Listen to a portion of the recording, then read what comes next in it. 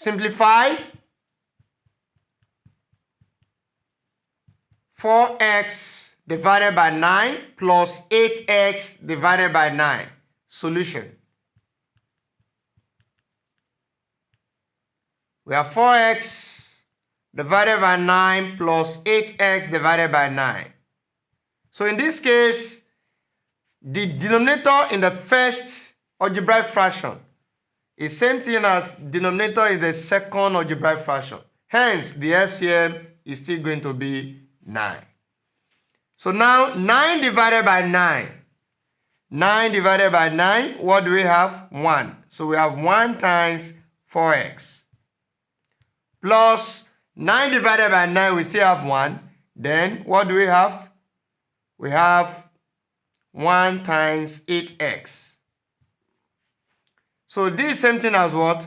4x plus 8x divided by 9. And this is what? 12x divided by 9. Because 4 plus 8 will give you 12. So we have 12x divided by 9. Now looking at this answer, we can reduce this further. Because this is 12, this is 9. There's a number that can divide 9 and 12. We can use 3. 3 here, 3. 3 in 12, what do we have? 4. So we have 4 over 3x. We can also write this answer in form of improper fraction. What do I mean? I can write this as what?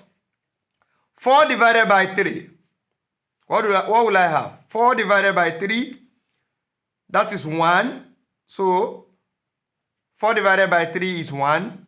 And remainder what? Remainder 1.